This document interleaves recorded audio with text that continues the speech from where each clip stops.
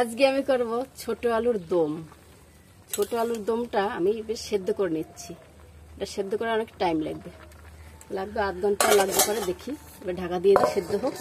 তারপরে আমি এই মশলাটা ভেজে নিয়েছি তেল দিয়ে, দারচিনি আর জিরে আর শুকনো লঙ্কা 4টে, আদা। নিরামিষ করবো আজকে, আমি পেঁয়াজ রসুন দেবো না। এটা আমি বেটে নিয়ে আসছি। দেখছি আলুটা হয়েছে কিনা। হ্যাঁ, সেদ্ধ হয়ে গেছে, খুব সুন্দর সেদ্ধ হয়েছে। এই যে এবার তুলে দিচ্ছি।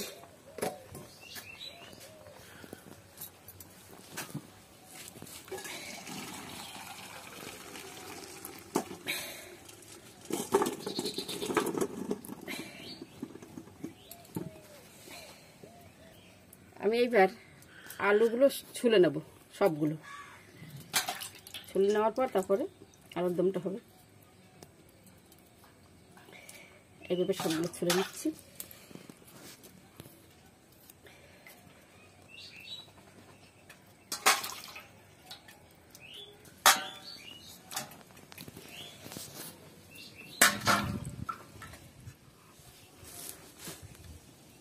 আমার অনেক টাইম লাগলো ছাড়াতে, আলুগুলো ছাড়ানো হয়ে গেছে, অনেকই টাইম লাগলো, ছোট আলু তো।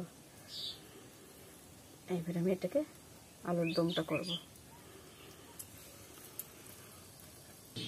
এবার আমি কড়াইটা গরম হয়ে গেছে, তেলটা দিচ্ছি। দেবো আমি গোটা জিরে দেবো। দেবো একটা তেজপাতা, আর দেবো এই যে মশলাগুলো করে রেখেছি। এইখানে আছে আদা আর শুকনো লঙ্কা বাটা, 4টে শুকনো লঙ্কা আছে, দিয়ে দিচ্ছি আমি।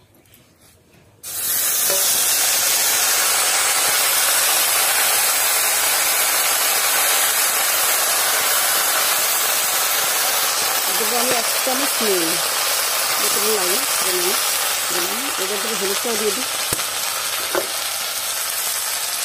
হলুদটাও দিচ্ছি, 1 চামচ হলুদ দিলাম।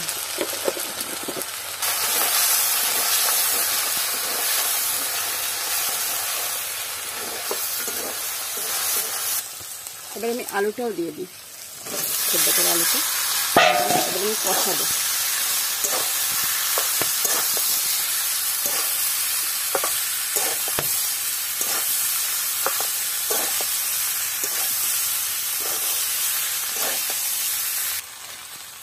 দেবো আমি 1 চামচ ঘি দেবো।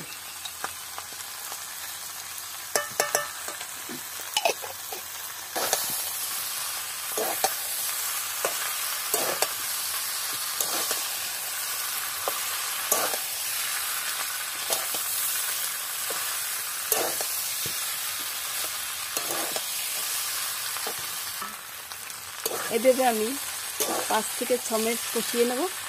তারপরে আমি জলটা দেবো, গরম জল করে রেখেছি, সেটাকে দেবো। আমার হয়ে গেছে কষানো। এবার আমি গরম জলটা দিচ্ছি।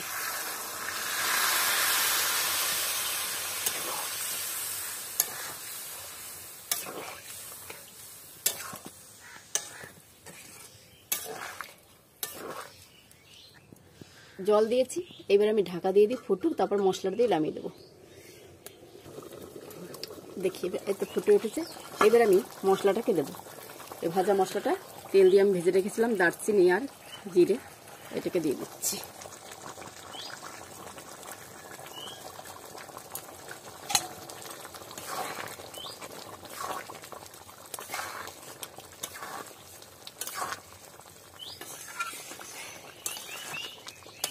এবার আমি নামিয়ে দেবো।